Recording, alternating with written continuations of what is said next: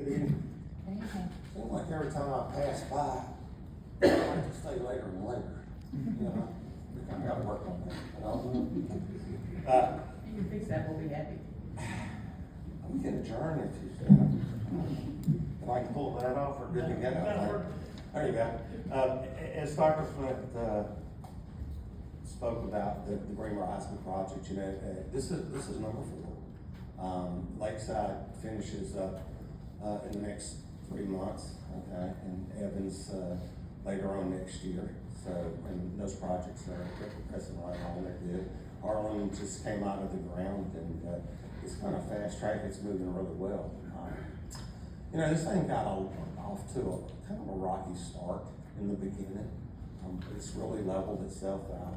The square foot costs are in line with what we're seeing across the community here with buildings, and this Greenbrier High School, what we're estimating tonight is about $80,400,000, which is pretty much in line with what we have at Harlan.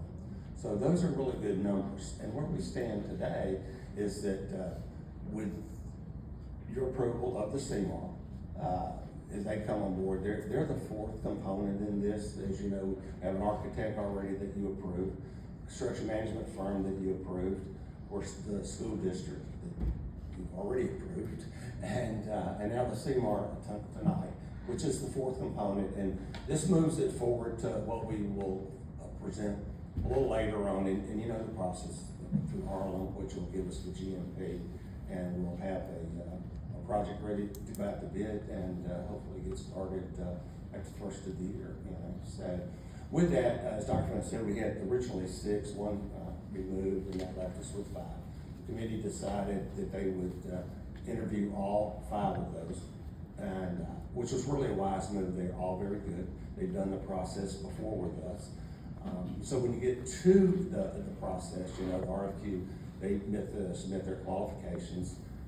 You evaluate that. They're all really good. They all met the qualifications. So we did an hour-and-a-half interview. The committee was made up, or the team as we call it, was made up of 4 members. There was 1 rep from the construction management firm, which is normal, and then there was 3 representatives from the school district. With that, we went through a whole day drill where we asked questions, they made their presentation, and at the end of the day, they were individually scored by each member. No one knew what the other one was doing. The data was compiled, turned over to the construction management firm. They compiled the data, submitted it back to me. I brought it to Dr. Flynn, we looked at it, and the highest rating on a scale of 100, the highest rating was Harold Daniel. And it is, the rest of them come in order, but I think at this point it's only fair to say that, you know, tonight we're making a recommendation from the committee members and myself that, and Dr. Flint, we ask that y'all proceed with Harold Daniel says the CMAR for the Greenbrier High School project. So you can take the next step and move forward. And if you have any questions, like I say, I have all night. I think that's the right choice, but you know, maybe I can get everybody out here a little early. Wrap this up. I have spaghetti on the dinner. Well, I'll make a motion to approve Harold Daniel Construction as the CMAR for Greenbrier High School.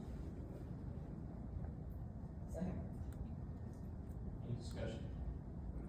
Square footage for that, I mean, I don't know if that's the right term for the 80 million plus. What is the least square footage for that? They're all running about the same, about 300,000 square feet, you know. And you know, with the CMAR, that's the final component that we need so we can finalize all that's going to be done. You know, right now we're just into what we have to have. You know, Brooks is on board, Cliff's on board, things. We're all involved in this to say what we need. You know, so that, you know, we're still a little ways out for that, but we're close. What was the general question? Why was the CMAR chosen for this particular project? Why was that path chosen versus like a little bit or some other format?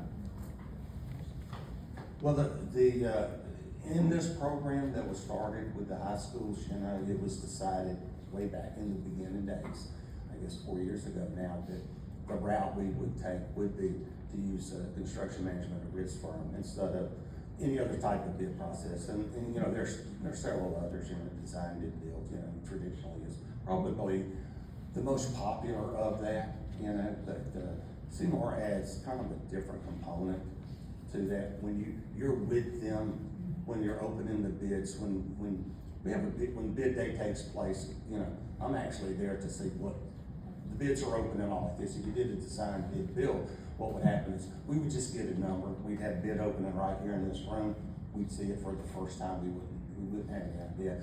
And the other part of that component for them is that they're able to be involved in the question and answer for the school district, you know, for the architect, or we can say, hey, is this the right thing to do, you know, can we do something here that makes it cheaper, you know, as far as the building process goes. So it allows for more flexibility throughout the project? Pretty much, I mean, you know, they're players, so they're with you from day one, you know, when they come on board at this point, you know, you move the process pretty quickly by leaps and bounds because the communication starts, you know, and, so it works itself out. So the CMAR, we approved the CMAR tonight, approximately what does that cost us out of the chute? And what does that get us as architectural rendering, things like that? What is sort of the price tag on this first step on Greenbrier? Well, the architect fee on this one is, I think it's $5.25, if I remember correctly, roundabout, it's close, you know.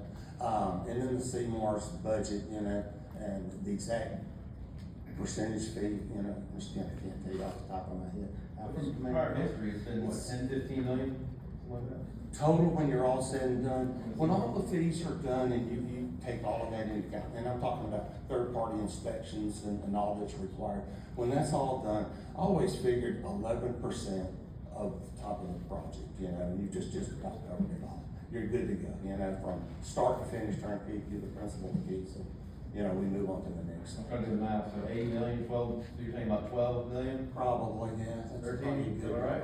Yeah, 11, something like that, you know. Okay. Could be, and it kind of varies, but, you know, as it pans out, you gotta remember that each one of these, you know, we just have an estimated number here. So, their fee's gonna be based on the end project. You know, if it actually came in less, obviously it would be, or if it's more, it's gonna be the same thing. But that's true with every project that you do, so. And then, once we approve the CMAR, I just wanna explain to the public and make sure it's known to the board members, which I'm sure it is that what's the time frame from approval of CMAR to when you actually go out and get all the bids and bring them back to us? Ballpark.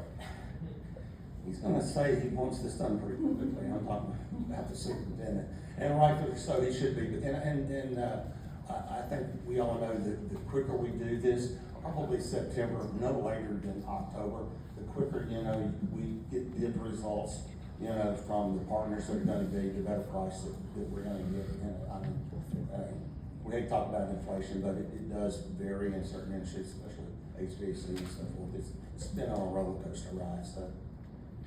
I'll monopolize a little bit, but maybe Mr. Casada, we're talking about 80 million on this start.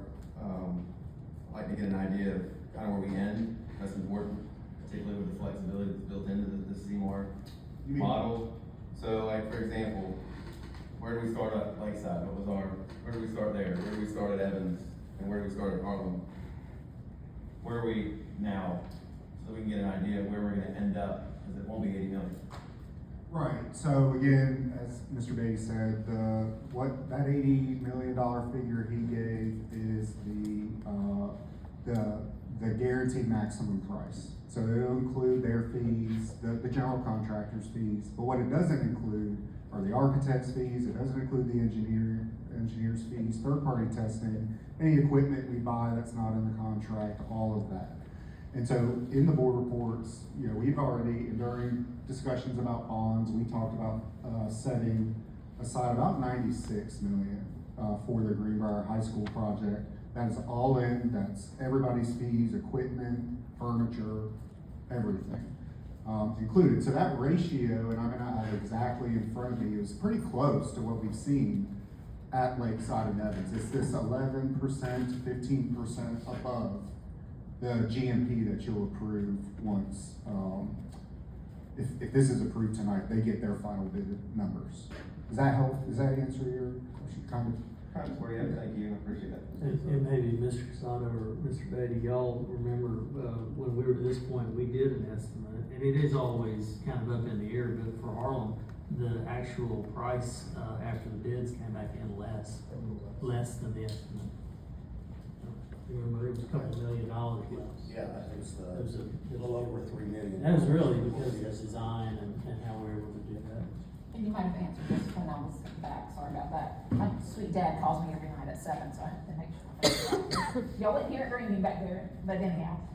Carol Daniel, they're the Lakeside, Right now. correct? You might have said that, so we're comfortable with what they've done and Yeah, absolutely. we work well with. I think, all of the 5 that, they're really outstanding contractors, and they're really more than capable, on any given day, this particular company's, scored this. I'm assuming you wouldn't bring them to us if you didn't work well with it.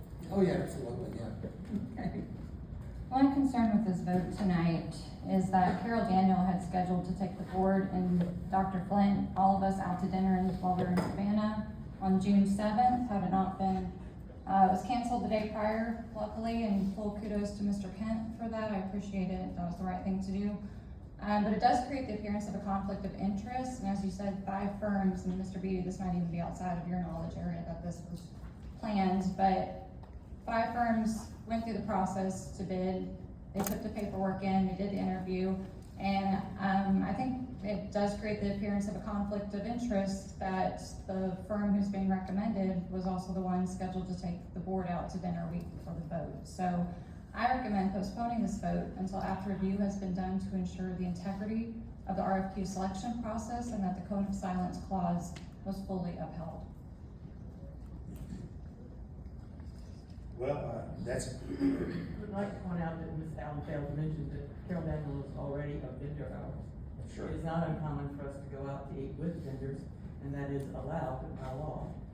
Not during active bid processes, that's I a, was not aware of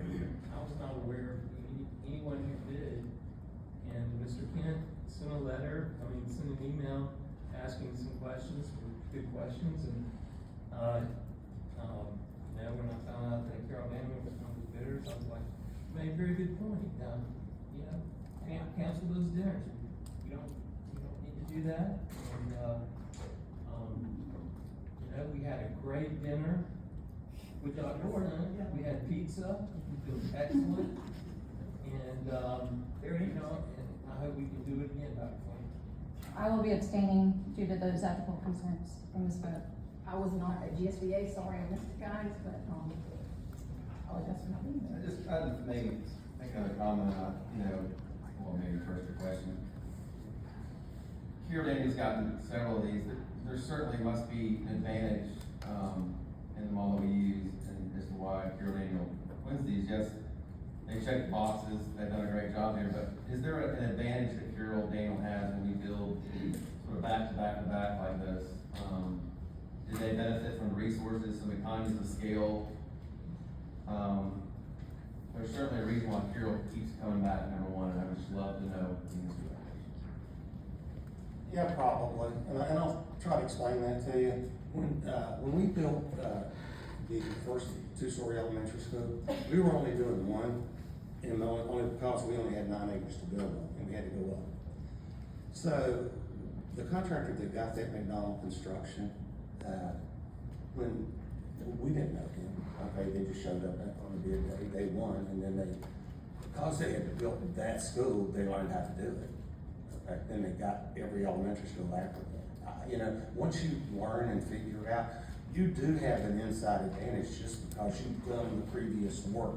And, these are the sister schools, they follow the same kind of format, especially when you talk about the 3 older ones, Greenbrier being our second oldest, which opened in '96, and you're right with how they opened.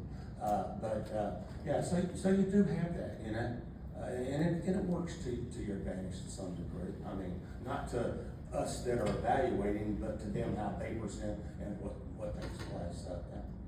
Thank you, that's 6, no, keep talking, I'll be quiet here in a second, I swear, but this is pretty important to me, obviously. That 6th person, can you give some information as to what happened with that 6th Yeah, they, Person that submitted why they didn't make it or what happened there?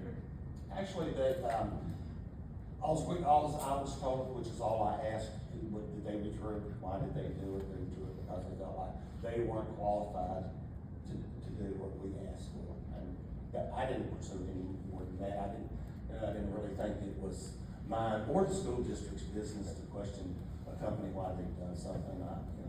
That's not good business on our part. That was in the mid part of it, or towards the end? At the very beginning. At the very beginning? Yes. Okay, thank you. They never went through any process. They withdrew right away, so. I guess my final thing, and again, I will be quiet, is we need to do this project. Obviously, you've heard me say that, I'd like to have a slight pause, a very slight pause to accumulate more dollars into our fund. I think it makes financial sense, being fiscally conservative, being fiscally responsible. So I would be fine voting for the Seymour, knowing that we need to do this project, but I would really press upon the rest of the board members to consider when these bids come in, sounds like 3 months, 2-3 months, they come in, we really consider the timing, and maybe consider pushing it out, the timeline out just a bit, when that time comes. I believe the money is in the bank, right? Bonds have been sold. We're funded for this. But we gain dollars every year, so we have to think about what we get out of SPOS, and we're digging into future SPOS. So everybody has to know that and understand, I think we all agree on it. Okay, well, any other comments? Another comment, the matrix selection process, we're not going with a low bidder, correct? It's a point system by the raters that's rather arbitrary based on how the rater gives points to each contender, is that correct? Yeah, that's correct. So there's no standard rating process or necessarily point chart, it's just a collection of individuals who watch these interviews, have a score sheet, they score these individuals and those scores are added up to create the selection. Correct, yeah. And they're all, keep in mind, the other part of that is that the folks that were on the evaluation committee, they did all of this privately, My role in this has always been just to be available to them if they have any questions, so that we can discuss privately without anybody else involved, but the employees of the school district. And it is, I know you kind of look at this and you might think that it's a little subjective and all like this, but when you start compiling and you start looking at these contractors, all of them, and you see the quality of each and every one of them. And it gets down to a pretty tough decision. So there's no point, distribution guide on this matrix? Yeah, there's a point system that's assigned to each category. So it's a rubric? That's So right. it's not just arbitrary? No, they just don't say, this one an 8 or something like that. Is there a rubric or are there categories? Well, Are there it has categories? Well, that would kind of fall in the same category. You gotta have your rubric and your category to answer to. Not where, I'm thinking of a rubric, it has, when I write a college paper, it has different categories that I'm being rated on, and then it has different point And scales. there's a value for each one of those categories. There's a value to that, and then each member decides what that is, so. And typically, right off the end of the bat, the fee is the strongest number, because that's where the most money is being spent, and is what they're charging to do this job, And then the other components just kind of all. Thank you. Mr. Beatty, was this the firm you're recommending the lowest fees also? Yes, they were, yeah. And just to clarify the process, once the CMAR's collected, then they do all the work and produce the GMP, which becomes the budget for the project, correct? That's correct. So once you choose your CMAR, they come back and present to you, here's the cost of the project. Right. So, But the work really starts now is with the school district and the architect, where we're seeing what's needed, what we're gonna do, and the pieces of the puzzle all come together.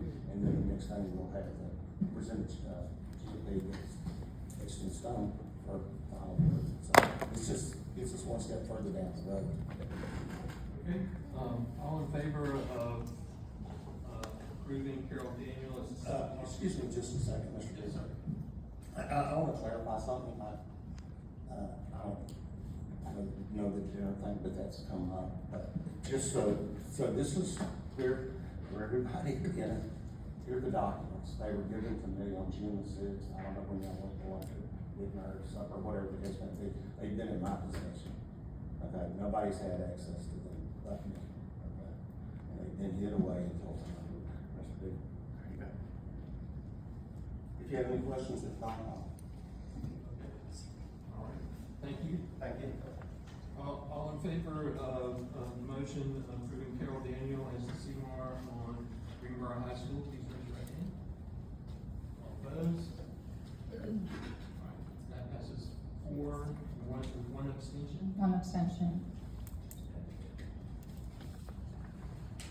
Thank you, board members.